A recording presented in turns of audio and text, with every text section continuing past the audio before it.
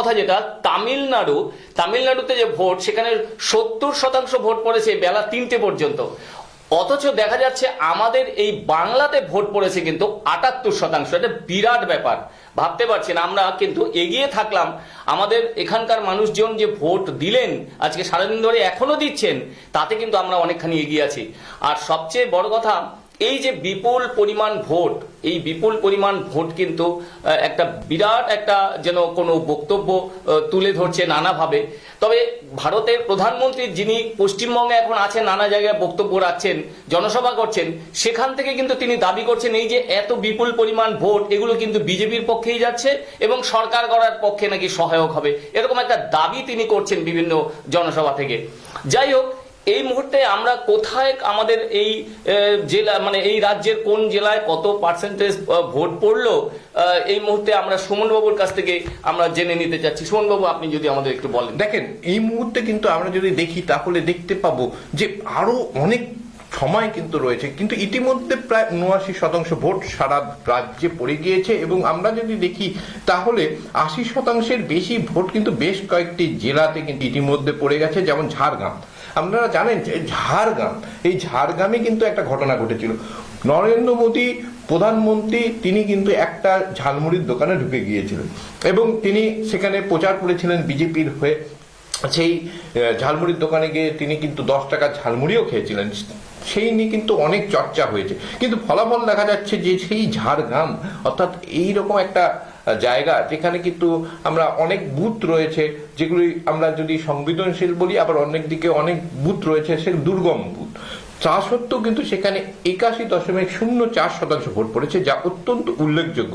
আমরা যদি অন্যদিকে দিকে বীরভূম মানে কিন্তু আমরা জানি একেবারে সেখানে রয়েছে একেবারে কেষ্ট মন্ডল, অনুব্রত মন্ডলের, তিনি কিন্তু আজকেও দাবি করেছেন যে শান্তিতে ভোট হচ্ছে। মুখ্যমন্ত্রী মমতা বন্দ্যোপাধ্যায়, তৃণমূল নেত্রী মমতা বন্দ্যোপাধ্যায় যেটা চেয়েছিলেন সেটাই কিন্তু হচ্ছে, এবং বাস্তবেও দেখা গেছে আজকে কিন্তু সেখানে বিপুল হারে ভোট পড়েছে। 80%-এর বেশি ভোট পড়েছে, 80.22%। অন্যদিকে আমরা যদি দেখি তাহলে দেখতে পাবো পশ্চিম মেদিনীপুর, এখানে কিন্তু একেবারে সমানে সমানে টক্কর হওয়ার কথা তৃণমূল কংগ্রেসের সঙ্গে বিজেপির, এবং এখানে কিন্তু ভোটের হার অত্যন্ত বেশি।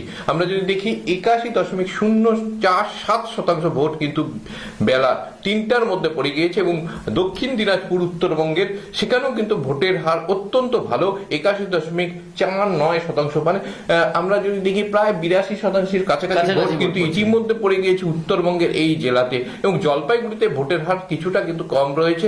এখানে সার্বিকভাবে জেলাভিত্তিক যদি আমরা দেখি তাহলে দেখতে পাবো 78.92% ভোট পড়েছে। এবং আমি এইখানকার একটু ব্রেকআপটা করব যে এখানকার যে ভোট, সেই ভোটে কোন কেন্দ্রে কত ভোট পড়েছে এটাও কিন্তু অনেকে জানার কিন্তু আগ্রহ রয়েছে।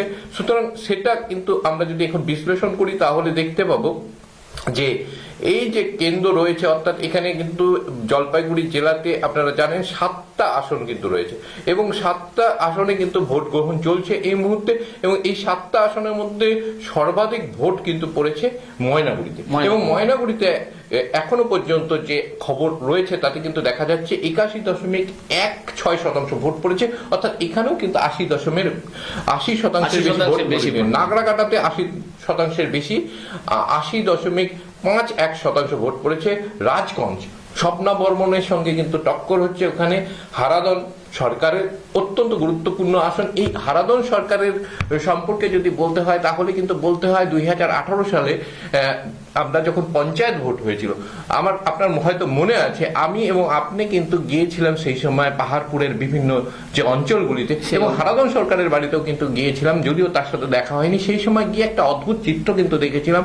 2018 সালে একটা সন্ত্রাসের একটা বাতাবরণ তৈরি হয়েছিল বলা হয়, এবং সেই সময় কিন্তু বহু অভিযোগ আসছিল। আমরা যখন গিয়েছিলাম তখন কিন্তু আপনি হয়তো প্রত্যক্ষ করেছিলেন, আপনার মনে থাকবে যে সে সময় বাড়ির অনেক দরজাগুলি কিন্তু বন্ধ থাকতো, এবং দিনের বেলা তো, এবং হচ্ছে সেখানে আমরা দেখতে পেতাম যে বাড়িতে অনেকের নিমন্ত্রণ, কারো শ্রাদ্ধের কার্ড, কারো অন্নপ্রাশনের কার্ড, কারো জন্মদিনের কার্ড কিন্তু লাগানো থাকতো। কেন বাড়িতে বহুদিন ধরে কিন্তু মানুষ থাকতো না, একটা ভয়ের বাতাবরণ ছিল। সেই ভয় কাটিয়ে কিন্তু আমরা দেখতে পাচ্ছি যে এবার কিন্তু বিজেপির সঙ্গে তৃণমূলের একটা টক্কর হচ্ছে এবং সেখানে কিন্তু হারাধন বাবু বেশ কিছুদিন কিন্তু তিনিও বারবার অভিযোগ করেছিলেন যে তৃণমূল এখানে সন্ত্রাস চালায়, অন্যদিকে তৃণমূল কিন্তু সেই অভিযোগ নস্যাৎ করে দিয়েছিলেন। কিন্তু বর্তমান সময়ে দেখা যাচ্ছে এই যে কেন্দ্র রয়েছে রাজঘাট অত্যন্ত গুরুত্বপূর্ণ হয়ে উঠেছে ভোটের নিরিখে, এবং সেখানে কিন্তু খগেশ্বর বাবু এবার টিকিট পাননি। দীর্ঘদিনের তিনি বিধায়ক ছিলেন, মুখ্যমন্ত্রী মমতা বন্দ্যোপাধ্যায়ের কাছের লোক ছিলেন এবং তৃণমূল কংগ্রেসের তিনি জেলার চেয়ারম্যানও বটে। সুতরাং গুরুত্বপূর্ণ কেন্দ্র, সেখানে 40 আমরা যদি দেখি 80.4% কিন্তু ভোট পড়েছে, যা অত্যন্ত উল্লেখযোগ্য। আমরা যদি দেখি তাহলে দেখতে পাবো মালবাজার কেন্দ্র, সেখানেও প্রায় 80% ভোট পড়েছে, 79.78%, 80%। এবং আমরা যদি দেখি ধূপগুড়ি কেন্দ্র, এই ধূপগুড়ি কেন্দ্রেও কিন্তু প্রায় 80% না হলে 79% কিন্তু ভোট পড়েছে। অন্যদিকে ডাবগ্রাম ফুলবাড়ি আপনারা জানেন, এই কেন্দ্রে কিন্তু শিখা চ্যাটার্জির সাথে একটা তীব্র লড়াই কিন্তু হচ্ছে এবং সেই মানে তৃণমূল কংগ্রেসের, এবং সেখানে কিন্তু দেখা যাচ্ছে সেখানেও 77.12% ভোট পড়েছে। উল্লেখযোগ্যভাবে জলপাইগুড়ি কেন্দ্রে কিন্তু আমরা যদি দেখি সদর যে কেন্দ্র রয়েছে সেখানে কিন্তু মানুষ স্বতঃস্ফূর্তভাবে ভোট দিচ্ছে ঠিকই, কিন্তু এখনো পর্যন্ত ভোটের হার কিছুটা কম রয়েছে। অন্তত জেলা ভিত্তিক হিসাবে সবচেয়ে কম ভোট পড়ছে সদরে, এবং এই সদর কেন্দ্রে 74.78% কিন্তু ভোট পড়েছে। আমরা যদি বিশ্লেষণ করি তাহলে কিন্তু এটাই কিন্তু তুলে ধরা যাচ্ছে এখনো পর্যন্ত, যে তথ্য কিন্তু নির্বাচন কমিশন সূত্রে আমাদেরকে জানানো হয়েছে 3টা পর্যন্ত।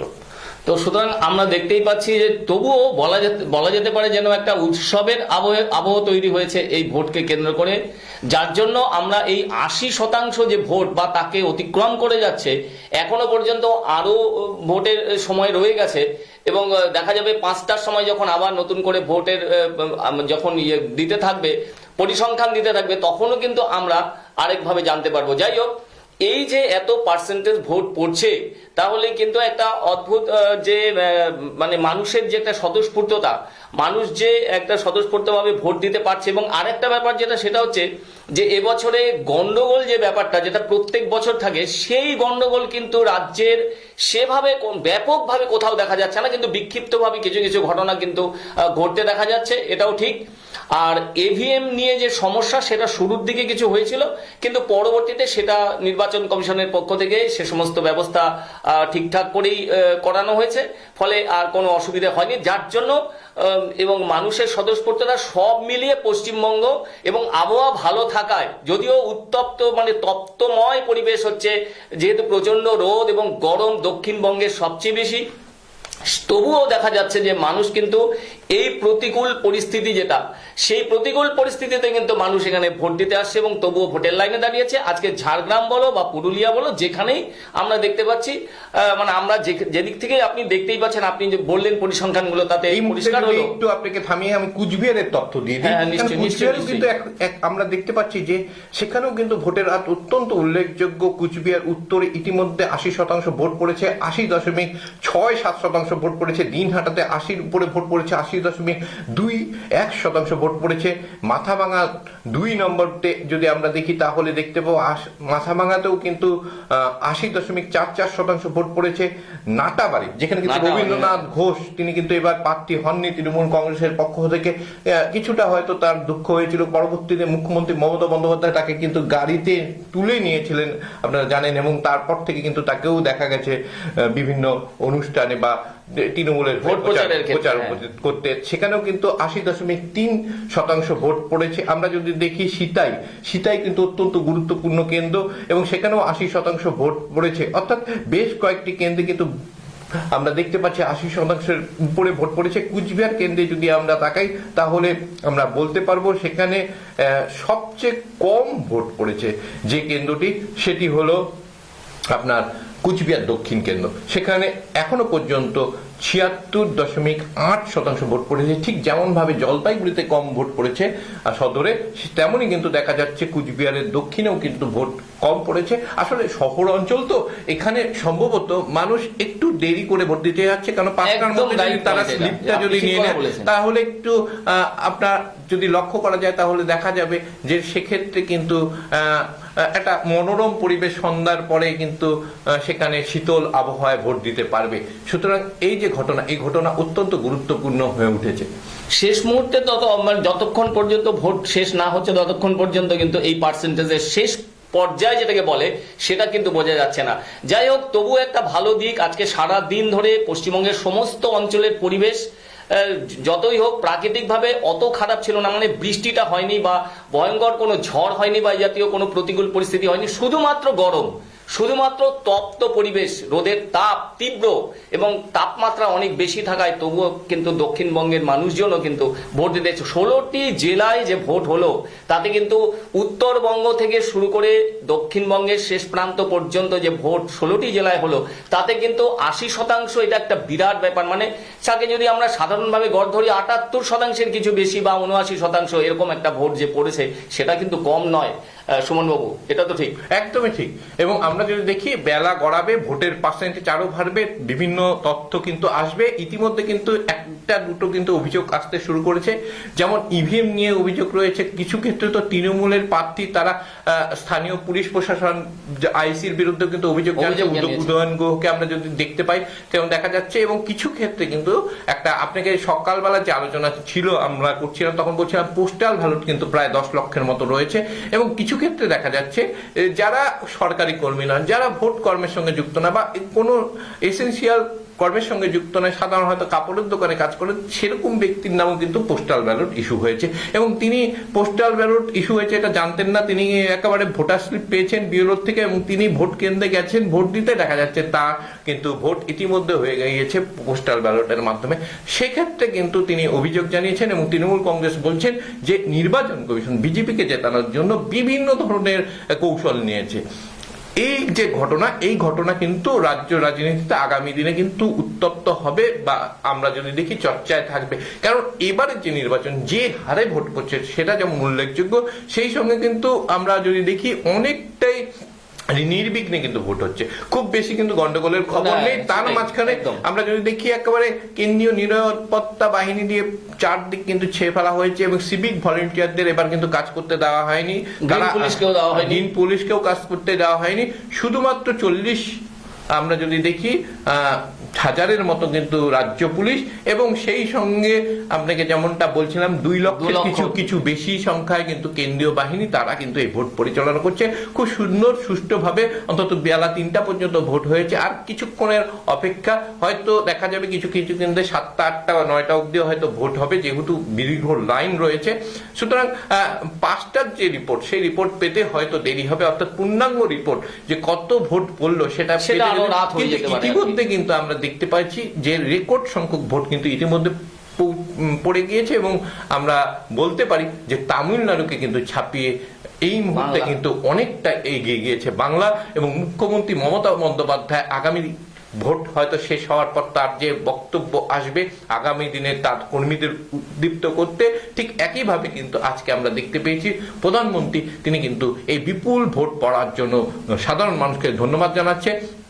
তার সবাই বিপুল সংখ্যক মানুষ আসার জন্য তিনি কিন্তু ধন্যবাদ জানাচ্ছে এবং তিনি একেবারে আশা করছেন, তিনি প্রতিশ্রুতি দিচ্ছে যে বাংলায় কিন্তু এবার পশ্চিমবঙ্গে তৃণমূল সরকারের পতন হবে এবং বিজেপি ক্ষমতায় আসবে। একই দাবি কিন্তু শুভেন্দু অধিকারী করছেন, অমিত শাহরা করছেন। কিন্তু রাজনীতির খেলা কিন্তু অত সহজ খেলা না এবং মুখ্যমন্ত্রী মমতা বন্দ্যোপাধ্যায় কিন্তু একদম পোড় খাওয়া রাজনীতিবিদ, তিনিও কিন্তু সহজে এই মাটি কিন্তু ছেড়ে দেবেন না। সুতরাং আজকে আমাদের মনে হয় এই বিশ্লেষণ এই পর্যন্ত হওয়া উচিত। আগামী দিনে আমরা আরো ভালো বিশ্লেষণের কিন্তু করবার সুযোগ পাবো যখন পূর্ণাঙ্গ একেবারে তথ্য আমাদের কাছে আসবে যে কোন জায়গাতে কোন বুথে কতগুলি করে ভোট পড়লো এবং কোনো বিতর্ক রয়েছে কিনা, সেই নিয়ে কিন্তু আমরা আগামী দিনে আলোকপাত করব। নমস্কার।